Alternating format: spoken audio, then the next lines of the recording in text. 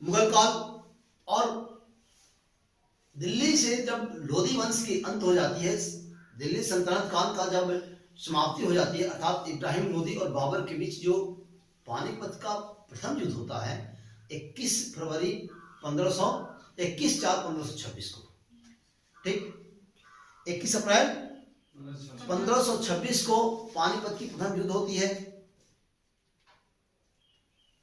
इस प्रथम युद्ध में इब्राहिम लोधी की मृत्यु हो जाती है, और इब्राहिम लोधी की जब मृत्यु होती है तो इस मृत्यु के पश्चात दिल्ली पर होता है मुगल साम्राज्य की स्थापना, ठीक। तो दिल्ली पर होती है मुगल साम्राज्य की स्थापना, मुगल साम्राज्य के संस्थापक बाबर होते हैं। कौन? बाबर। देखिएगा कि आखिर मुगल कौन थे, कहां से आए मुगल? बाबर माता की ओर से किस वंश का और पिता की ओर से किस वंश का था, इन सभी बिंदुओं पर करेंगे विस्तार से चर्चा।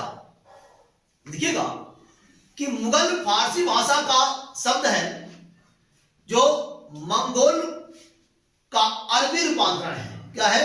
जो मंगोल का अरबी रूपांतरण है। फिर देखिए, मंगोल आक्रांता चंगेज खान के नाम आप सुने होंगे। चंगेज खान की 14वीं पीढ़ी में एक कन्या पैदा होती है जिस कन्या का नाम होता है कुतलुग निगार खानम, और ये जो कुतलुग निगार खानम होती हैं, इनका विवाह मुसलमान तुर्क, कुतलुग निगार खानम का विवाह मुसलमान तुर्क की 4थी पीढ़ी में एक बालक पैदा होता है जिस बालक का नाम होता है मिर्जा उमर शेख। क्या? मिर्जा उमर शेख। और मिर्जा उमर शेख के साथ इनका विवाह होता है। विवाह के बाद एक संतान उत्पत्ति होती है जिस संतान का नाम होता है बाबर। और बाबर का वास्तविक नाम जहरुद्दीन मोहम्मद बाबर था। बाबर माता की ओर से, देखिएगा कि माता और पिता की ओर से रक्त सम्मिश्रण की बात करते हैं तो माता की ओर से मंगोल और पिता की ओर से तुर्क।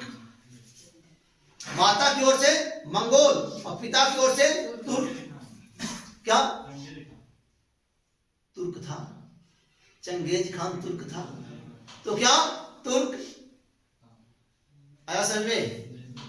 चंगेज खान क्या था? तुर्क था। तुर्क मुसलमान था चंगेज खान।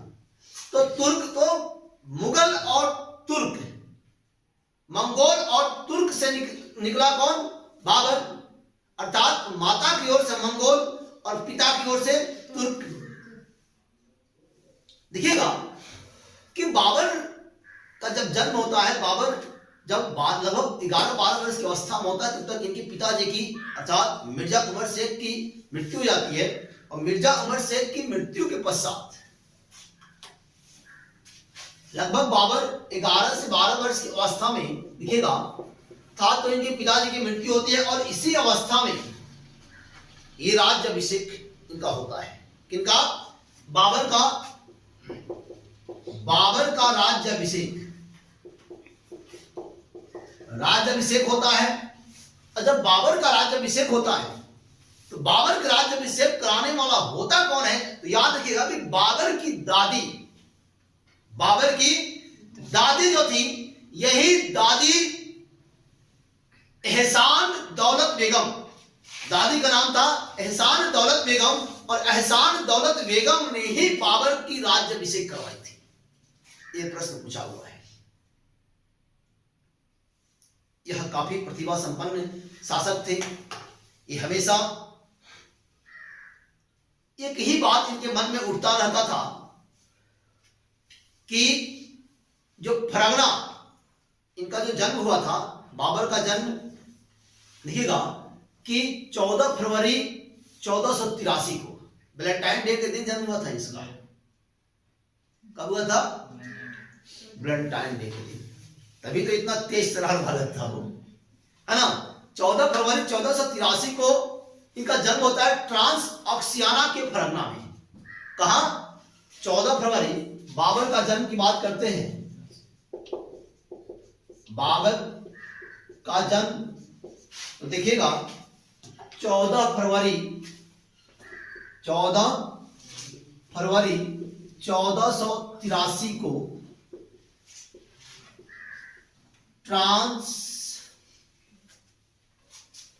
14 फरवरी 1483 को ट्रांस ऑक्सियाना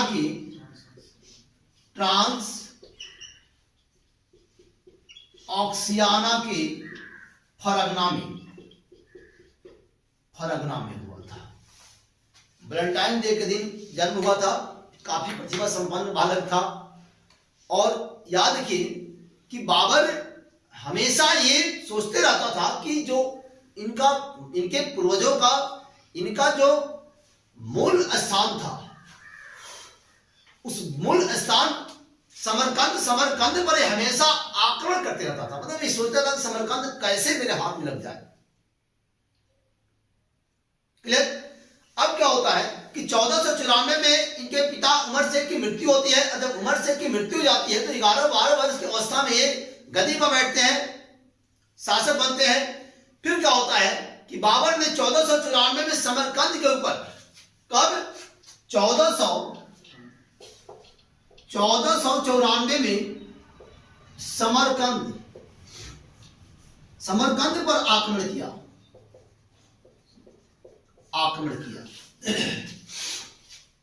जब 1494 में समरकंद पर आक्रमण करते हैं तो देखिएगा कि समरकंद को यह प्रारंभिक तुर्कों की राजधानी मानता था। अर्थात ये सोचते रहता था कि समरकंद कैसे मेरे हाथ लग जाए, लेकिन ऐसा हुआ नहीं। इसके हाथ समरकंद लगा नहीं। फिर क्या होता है कि 1496 में ये लगातार मतलब प्रयास करते रहा। 1496 में समरकंद पर दोबारा आक्रमण किया। और जब दोबारा आक्रमण किया 1496 में, तो होता क्या है देखिएगा कि 1496 में फिर आक्रमण करता है तो समरकंद पर लगभग 100 दिन, कितने दिन? 100 दिन का शासन, 100 दिन का शासन स्थापित करने में सफल होता है। मतलब 100 दिन की सरकार में। ठीक।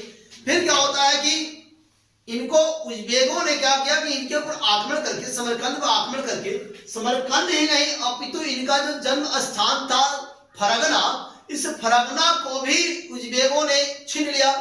और जब छीन लिया तो ये घर से बेघर हो गए बेचारे। क्या हो गए? बेघर हो गए। फिर क्या होता है कि बाबर को समरकंद छोड़ना पड़ा। और जब समरकंद बाबर छोड़कर भागे तो जाए कहां? तो वही बाबर भाग कर जाते हैं फारस की शाह के शरण में। कहा? फारस के शाह के शरण में। देखिएगा बाबर जाते हैं कहां भागकर? फारस के शाह के शरण में। ठीक है। अब देखिए कि फारस के शाह के शरण में भागकर जाने वाला मुगल बादशाह कौन था? बाबर था। लेकिन एक और मुगल बादशाह इन्हीं का पुत्र हुमायूं था। ये दोनों फारस के शाह के शरण में भाग कर गए। याद रखिएगा बाबर भाग कर जाता है, उसका नाम इस्माइल होता है। और हुमायूं जिस फारस के शाह के शरण में जाता है उसका नाम होता है तहमास। क्या? तहमास। लेकिन याद रखिए कि दोनों के साथ एक ही प्रकार के शर्त थे। दोनों के साथ एक ही प्रकार के शर्त रखे गए थे। शर्त क्या था कि बाबर के सामने जो शर्त था, वो शर्त यह था कि बाबर सबसे पहले तो क्या करेगा कि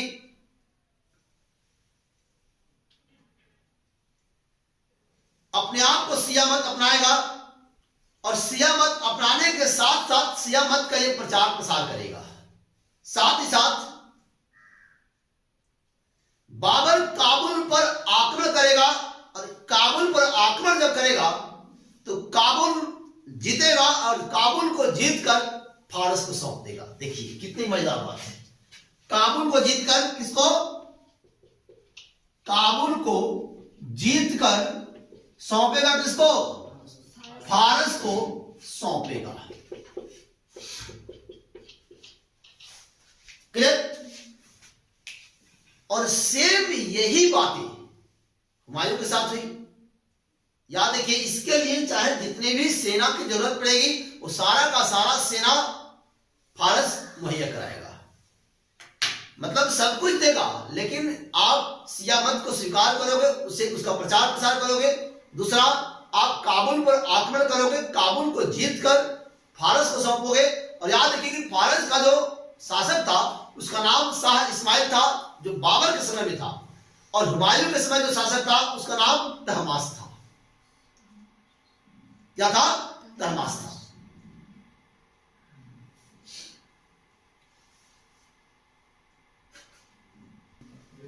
देखिएगा, इधर सुनिए। हेलो, 2 मिनट मेरे साथ। ठंडी का आलम काफी है कि नहीं? और 2022 का अंत भी होने जा रहा है। भगवान नए साल के आगमन का हम लोग भव्य तरीका से स्वागत करेंगे ताकि अच्छे तरीका से बीते, है कि नहीं? फिर देखिएगा कि बाबर 1502 ईस्वी में क्या करता है कि समरकंद के ऊपर आक्रमण करता है। और समरकंद के ऊपर जब बाबर 1502 में आक्रमण करता है तो इसके साथ ही समरकंद में एक व्यक्ति हुआ करता था जिसका नाम था सेवानी खान। सेवानी खान और बाबर के बीच सरायू का युद्ध होता है 1502 में। याद रखिएगा कि सेवान खान और बाबर के बीच 1502 में सरायू का युद्ध हुआ। और इस सरायू के युद्ध में बाबर पराजित हो गया। बाबर क्या हुआ? पराजित हो गया। फिर क्या होता है कि 1497 से लेकर 1507 तक बाबर ने 3 विवाह कर लिए। क्या किए? 3 विवाह किए। और 3 विवाह करने के साथ ही 1507 में देखिएगा बाबर जो मिर्जा वाली उपाधि थी, जैसे उनके पिताजी जो उपाधि धारण किए थे मिर्जा का, मिर्जा, बाबर ने कहा कि जो मिर्जा वाली उपाधि है, क्या उपाधि है, ये उपाधि काम नहीं आ रही है, मिर्जा वाली उपाधि काम नहीं आ रही है। बाबर ने क्या किया कि मिर्जा वाली उपाधि का त्याग कर दिया। क्या करी? क्या कर दी? और मिर्जा की उपाधि त्याग कर, हालांकि याद रखिएगा कि बाबर 1504 में काबुल पर विजय प्राप्त कर चुका था। बाबर जो था वो 1504 में, कब जी? 1504 में, 1504 में काबुल पर विजय प्राप्त कर चुका था। लेकिन बाबर ने क्या किया कि ये मिर्जा वाली उपाधि को त्याग दिया। और मिर्जा की उपाधि त्यागने के पश्चात ये इंपॉर्टेंट प्रश्न बनता है कि बादशाह व पादशाह, क्या बादशाह या पादशाह की उपाधि धारण करी। बादशाह या पादशाह की उपाधि धारण करने वाला यह प्रथम शासक था। कौन? बाबर। और इसी समय इनका एक पुत्र की प्राप्ति इनको होती है जिसका नाम होता है हुमायूं। क्या? हुमायूं। हुमायूं का शाब्दिक अर्थ होता है सौभाग्यशाली। सौभाग्यशाली। हुमायूं का शाब्दिक अर्थ क्या होता है? सौभाग्यशाली। लेकिन ऐसा हुआ नहीं हुमायूं के साथ। हुमायूं देखिएगा दीपना नगर की सीढ़ियों पर जो पढ़ रहा था और पढ़ते हुए गिरा, बेचारा लड़खड़ाते लड़खड़ाते मर गया। ऐसा कहा जाता है कि हुमायूं का संपूर्ण जीवन कष्ट से बीता। तो बादशाह या पादशाह, और इसका जो बादशाह या पादशाह, बाद या पाद का शाब्दिक अर्थ होता है अस्थाई। क्या होता है? बाद या पाद का शाब्दिक अर्थ होता है अस्थाई। क्या? अस्थाई। और शाह का जो अर्थ होता है वह स्वामी होता है, मतलब अस्थाई स्वामी। क्लियर? अब देखिएगा कि बादशाह या पादशाह का मतलब अस्थाई स्वामी। और याद रखिए कि आप इससे पहले पढ़े हैं दिल्ली सल्तनत काल। दिल्ली सल्तनत काल में आपने देखा है कि सुल्तान की उपाधि धारण करते थे और सुल्तान खलीफा के आदेश में विश्वास करते थे, खलीफा के निर्देश के हिसाब से कार्य करते थे और खलीफा जो आदेश पत्र जारी करता था, जो भेजता था सुल्तान के नाम से, उसे सनद कहा जाता था। और यहां बिल्कुल और बिल्कुल खलीफा की बात समाप्त कर दी जाती है। स्वयं बादशाह जो था वही बादशाह होता था। क्लियर? फिर देखिए इसके पश्चात बाबर जो भारत में युद्ध लड़ेगा, वो बाबर भारत में 4 महत्वपूर्ण युद्ध लड़ेगा। पानी पिया, खाना खा, चंदा ले ला, घरे जा, है कि नहीं? पानीपत का प्रथम युद्ध, खानवा का युद्ध, चंदेरी का युद्ध और घग्घर का युद्ध। अंतिम युद्ध जो होगा वह घग्घर का युद्ध होगा। आइए देखिएगा कि मुगल वंश 1526 से 1707 तक हम मूल रूप से देख रहे हैं, और इसके बाद 1707 से और 1857 तक की जब हम चर्चा करेंगे तो 1857 तक अर्थात अंतिम मुगल बादशाह बहादुर शाह जफर तक का जो शासन काल होता है वो जैसे तैसे चलता है, अर्थात उसको हम आगे देखेंगे और उत्तर मुगल करके पढ़ेंगे। क्लियर? अब यहां देखिएगा कि बाबर जब शासक बनता है, बाबर का जन्म वैलेंटाइन डे के दिन, ये ऐसा मुगल बादशाह जिसका जन्म वैलेंटाइन डे के दिन ही हुआ था, अर्थात 14 फरवरी 1483 को हुआ था। पिता मिर्जा उमर शेख, माता कुतलुग निगार खानम, माता मंगोल, पिता तुर्क, ये दोनों के रक्त का सम्मिश्रण था बाबर। 11 से 12 वर्ष की अवस्था में जब पिता की मृत्यु होती है तो इस मृत्यु के तत्पश्चात 11 से 12 वर्ष की अवस्था में बाबर शासक बनता है। काफी प्रतिभा संपन्न शासक होता है, महत्वाकांक्षी शासक होता है। इसके बाद देखिएगा भारत में बाबर ने तुर्क चगताई वंश की स्थापना की। तुर्क चगताई वंश की स्थापना की। बाबर ऐसा पहला शासक जो बादशाह या पादशाह अर्थात जो पिता की मिर्जा वाली उपाधि थी, मिर्जा वाली उपाधि इतनी काम नहीं आ रही थी, इन्होंने क्या किया कि बादशाह या पादशाह की उपाधि धारण करी और फारस की शासक शाह इस्माइल के शरण में जाने वाला यह प्रथम मुगल बादशाह था। और यह यूपीएससी का प्रश्न बनता है। दूसरा, फारस के शाह के शासन में शरण में जाने वाला शासक, इनका पुत्र हुमायूं था। जब हुमायूं बिलग्राम का युद्ध लड़ता है 1540 में आपको शेरशाह सूरी के साथ, तो शेरशाह सूरी जब उसे खदेड़ता है तो भागकर फारस के शाह के शरण में आता है और वहां शासक बदल जाता है। शासक का नाम तहमास होता है। इसी तहमास के साथ आज देते हैं मिला होंगे ठीक अपने टाइम पे उपस्थित। जय हिंद, जय भारत, भारत माता की जय।